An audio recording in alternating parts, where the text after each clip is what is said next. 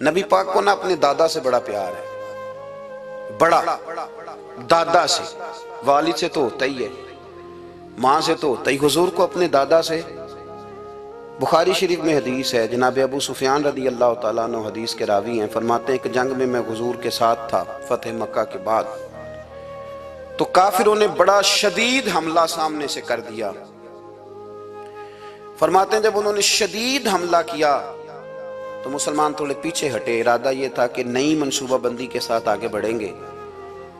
کہتے ہیں میں نے نبی پاک صلی اللہ علیہ وسلم کے گھوڑے کی لگام تھامی ہوئی تھی، صحابہ پیچھے ہٹے پر حضور نہیں پیچھے ہٹے اور آگے بڑھے، تو میں نے کہا یا رسول اللہ سب لوگ پیچھے ہٹ رہے ہیں، ذرا پیچھے ہٹ کے نئی حکمت عملی، نئی تازگی کے ساتھ وار کریں گے تاکہ مقابلہ کر سکے، تو جنگ کا موقع ہے، جنگ کا وقت ہے۔ اور حضور وہاں نعرہ کیا لگاتے ہیں؟ فرمایا پیچھے نہیں ہٹنا، کیوں؟ انا النبی لا کاذب، انا ابن عبد المطلب لا کاذب، فرمایا پیچھے نہیں ہٹنا ہے۔ ایک تو اس لیے نہیں ہٹنا کہ میں نبی ہوں اور یہ بھی سچ ہے، اور اس لیے بھی پیچھے نہیں ہٹنا کہ میں کوئی معمولی آدمی نہیں، میں عبد المطلب کا پوتا ہوں۔ نبی پاک صلی اللہ علیہ وسلم کو بڑا پیار ہے، انا ابن عبد المطلب، اور میں کوئی معمولی آدمی نہیں، میں عبد المطلب کا پوتا ہوں۔ یہ جنگوں میں حضور اعلان کرتے۔ اب دوسری کتاب دیکھیے الوفا شریف میں اور شفا شریف میں حدیث ہے، حضرت عمر فاروق راوی ہیں، فرماتے میں کھڑا تھا، یہودیوں کا ایک بہت بڑا عالم ہے، زید بن دسنا اس کا نام ہے، حضرت بلال حبشی رضی اللہ تعالیٰ عنہ فرماتے ہیں کہ جب کہیں ضرورت پڑتی تھی تو ہم لوگوں سے قرضہ لیتے تھے۔ وہ ایک دن مجھے کہنے لگا مجھ سے قرضہ لے لیا کرو، میرے پاس پیسے پڑے ہوتے ہیں۔ میں نے اس سے قرضہ لے لیا نبی پاک صلی اللہ علیہ وسلم کے مہمانوں کے لیے، کیونکہ میری ذمہ داری تھی مہمانوں کی دیکھ بھال۔ آپ فرماتے ہیں کہ ابھی اس کے حضرت عمر فرماتے ہیں کہ وعدے میں 3 دن باقی تھے، میں حضور کے ساتھ تھا، وہ عالم تھا یہودیوں کا، تورات جانتا تھا، تو چوک میں اس نے کھڑا کر لیا اور کھڑا کر کے کہنے لگا نبی کریم صلی اللہ علیہ وسلم سے کہ میرے پیسے دیں۔ تو حضور صلی اللہ علیہ وسلم نے فرمایا کہ ابھی تو 3 دن باقی ہیں وعدے میں، انشاءاللہ وعدے پہ دے دیں گے۔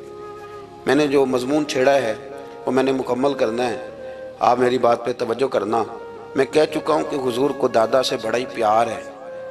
اب وہ یہودیوں کا عالم کیا کہتا ہے نبی پاک کو، تانا کس طرح دیتا ہے، معاذ اللہ ثم معاذ اللہ، نقل کفر کفر نہ باشا۔ جب حضور نے کہا نا ابھی 3 دن باقی ہیں تو کہنے لگا جی معاذ اللہ ثم معاذ اللہ، پھر معاذ اللہ، کروڑ دفعہ معاذ اللہ۔ کہنے لگا جی عبد المطلب کی اولاد کا طریقہ یہ ہے، پیسے لے لیتے ہیں پھر واپس نہیں کرتے، ہے نا اشتعال والی بات۔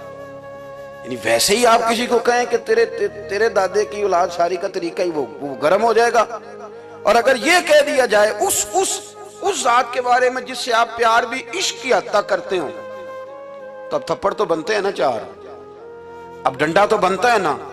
لیکن میرے نبی پاک اشتعال میں نہیں آتے تھے، مزاج نہیں تھا رسول کریم کا۔ نبی کریم صلی اللہ تعالیٰ علیہ وسلم اتنی بڑی بات کر دی کہ حضرت عمر کہتے ہیں میں نے یوں کر کے تلوار پہ ہاتھ رکھا، نکال لی نیام سے باہر، گردن اڑاؤں گا اس گستاخ کی۔ رسول کریم نے فرمایا عمر یہ تو کیا کر رہا ہے، تیرے تو ذمہ یہ تھا کہ تو اسے نرمی کا کہتا اور مجھے پیسے دینے کا کہتا، اب اس طرح کر، اسے فلاں جگہ لے جا، وہاں کھجوریں پڑی ہیں تول کے دے دے، چل 2 کلو زیادہ بھی دے دینا۔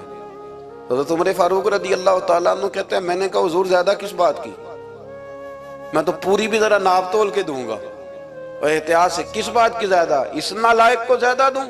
تو حضور فرمانے لگے زیادہ اس لیے دینی ہے کہ تو نے اسے ڈانٹا ہے، تو نے تلوار دکھائی ہے، اب 2-3 کلو زیادہ دینی۔ حضرت عمر کہتے ہیں میں لے گیا اور میں نے 2-3 کلو کھجوریں زیادہ دی، پر وہ میرے اندر جو اس کے بارے میں کوفت تھی وہ جاتی نہیں تھی، میرا دل کرتا تھا کاٹ ڈالوں اسے، اور جب میں نے دے لی نا تو میرے قریب آیا، میرے گھٹنے پہ ہاتھ رکھا۔ آنسو بڑے قیمتی ہوتے ہیں، ایک کبھی نکلتے ہیں۔ کہتے ہیں جب میرے گھٹنے پہ اس نے ہاتھ رکھا تو وہ یہودیوں کا عالم رو پڑا، کہنے لگا عمر تیرا کیا خیال ہے کہ میں بلا وجہ یہ میں نے بات کر دی؟ کہا نہیں، تو روتا کیوں ہے، پہلے بے ادبی کرتا ہے اب روتا ہے۔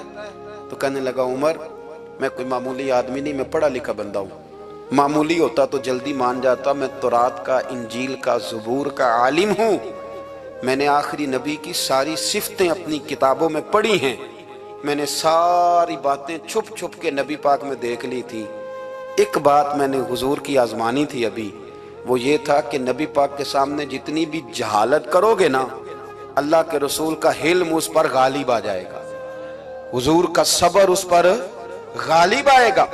میں نے نا آج وہ آزمانا تھا، اور میں نے نا سازش کر کے بلال کو پیسے دیے تھے، اور میں نے سازش کر کے 3 دن پہلے مانگے تھے، پر عمر تجھے مبارک ہو، میں نے تو آزما کے مانا ہے، تو بغیر آزمائے محمد عربی کا غلام بن گیا ہے، اب لے جا، مجھے معافی بھی دلا، اور نبی پاک صلی اللہ علیہ وسلم کی غلامی بھی میرے لیے اس سند پہ بھی تو میرے ساتھ شامل ہو۔ زندگی میں اشتعال نہ اپنے آپ کو آنے دے۔ لوگ دنیا میں باتیں کرنے آئے ہیں، اور باتیں کرنے والے رہ جایا کرتے ہیں، باتیں کرنے والے، میری بات کی سمجھ آ رہی ہے، اور کام کرنے والے وہ کر جاتے ہیں۔ اگر آپ باتوں پہ آپ وقت گزاریں گے تو رہ گئے۔ اشتعال، وکیلوں کو بھی یہاں اشتعال آتا ہے، یہاں ڈاکٹروں کو بھی اشتعال آتا ہے، یہاں فلانے کو بھی اشتعال آتا ہے، یہاں بھئی آپ کس چکر میں پڑ گئے؟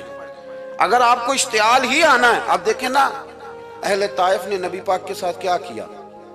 تاریخ میں نا کچھ الفاظ ایسے ہیں جو پڑھے نہیں جاتے۔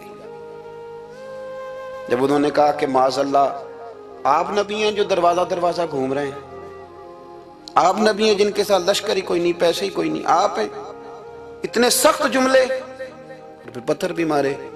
اشتعال تو 1.5 منٹ میں آ جاتا بندے کو، اور ہمارے ہاں تو رہ بھی صرف اشتعال ہی ہے، صرف اشتعال ہی ہے، جس کو دیکھو اسے اشتعال ہے، ادھر بھی لڑائی، ادھر بھی دنگا، ادھر بھی فساد۔ بھئی آپ چھوڑیں۔ رسول کریم علیہ السلام کو حضرت زید بن حارثہ نے کہا حضور دعا کریں گے تباہ ہو جائیں، نبی پاک نے فرمایا لفظ حدیث کے، فرمایا لم ابعث لعانا، فرمایا میں کو تانے دینے والا بن کے آیا ہوں، میں کو وہ ہوں جو تانا زنی کروں گا، بد دعا دوں گا انہیں۔ فرمایا انما بعثت ہادیا و رحمہ، فرمایا میں تو رحمت بن کے آیا ہوں اور لوگوں کو ہدایت کا راستہ دکھانے کے لیے آیا ہوں۔ زندگی میں کبھی بھی اشتعال۔ ایک بات اور کرنی ہے آپ سے، اس پر بھی آپ نے خاص توجہ کرنی ہے، جو ہمارے لیے سرکار کی محتاجی میں سے خیرات ہم نے لینی ہے، وہ یہ ہے کہ نبی پاک صلی اللہ علیہ وسلم کو نا قرآن مجید نے حریص کہا۔ اللہ اکبر۔ یہاں شاید آپ مجھے کہہ دیں تو میں ناراض ہو جاؤں، لیکن قرآن نے کہا حریص علیکم بالمؤمنین رؤوف الرحیم۔ اللہ کرے کہ ہم قرآن کے الفاظ پر غور کریں۔ حریص علیکم، اے میرے محبوب کے غلاموں، نبی پاک صلی اللہ علیہ وسلم نا تم پر حریص ہیں، یعنی تمہاری بھلائی چاہنے میں جلدی کرتے ہیں، تمہاری بھلائی چاہنے میں۔ یہ ایسے الفاظ ہیں کہ اس سے بڑھ کر میں ان کا معنی نہیں کر سکتا، اگرچہ علماء تفسیر نے حریص علیکم کے کئی معنی بیان فرمایا محبوب کو جلدی ہے۔ بیٹا بھی اماں سے کہتا ہے اماں آہستہ آہستہ ہی میری ترقی ہوگی نا۔ اب مرید بھی پیر صاحب سے کہتا ہے حضرت صاحب ہوں میں شروع کرتے لئیے سویرے اٹھتے پہنا تے اے میں ہولی ہولی کر کے داڑھی، مجھے تو خیر بہت سارے کہتے ہیں، اس لیے ایک میرے سنگی ہیں اللہ تعالیٰ انہیں جزائے خیر دے، وہ جنوبی پنجاب سے ہیں تو وہ سرائکی ہیں۔ اب ہمیں اللہ نے یہ اعزاز دیا ہوتا ہے کہ ہمارے پاس ہر زبان کا بندہ ہوتا ہے، اس لیے کئی دفعہ اپنی زبان بھی گڈ مڈ ہو جاتی ہے، کیونکہ سب سے بات کرنی ہوتی ہے نا جی۔ تو مجھے کہنے لگے ایک دن فون کر کے پیر صاحب مبارک ہو گئے، میں نے کہا جی خیر مبارک، کیا ہوا؟ کہنے میں ان چھوٹی چھوٹی داڑھی رکھ لئی اللہ دے فضل نہ۔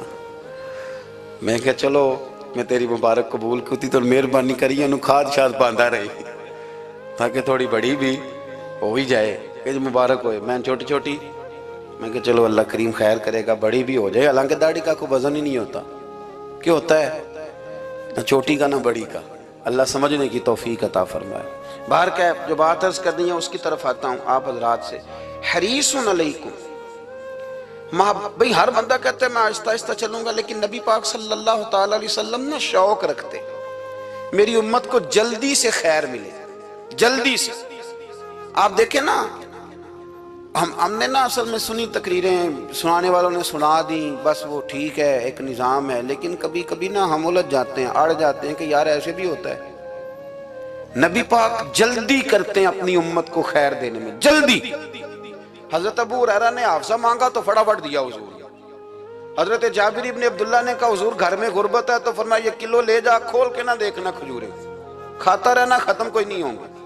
جس نے جو مانگا نہ جو، ذرا جلدی کر کے، مرنا ہے، پھر قبر میں جانا ہے، پھر قیامت تک قبر میں لیٹنا ہے، پھر قبر سے اٹھنا ہے۔ وَإِذَا الْقُبُورُ بُعْثِرَتْ عَلِمَتْ نَفْسٌ مَا قَدَّمَتْ وَأَخَّرَتْ، پھر وہاں سے اٹھ کے حساب دینا ہے۔ حساب کے بعد جنت دوزخ کا فیصلہ ہونا ہے۔ اور میرے نبی پاک صلی اللہ علیہ وسلم کو بڑا شوق ہے امت جلدی جلدی جنت میں جائے، لہذا فرمایا ابو بکر تو بھی جنتی ہے۔ حضور وہ قبر، وہ اٹھنا، وہ حساب کتاب، فرمایا میں جانوں اللہ جانے۔ عمر تو بھی جنتی ہے، عثمان بھی جنتی ہے، علی بھی جنتی ہے، طلحہ بھی جنتی ہے، زبیر بن عوام بھی جنتی ہے، طلحہ بن عبید اللہ بھی جنتی۔ 10 بندوں کو نہ کھڑے کھڑے جنت۔ امام حسن اور حسین پیچھے کھیل رہے تھے، تو پوچھ لیا کسی نے حضور یہ 10 تو جنتی ہیں، تو فرمایا جو پیچھے ہیں، تو کہا سید الشباب اہل الجنہ، یہ جنتی ہیں اور یہ جنتیوں کے سردار ہیں۔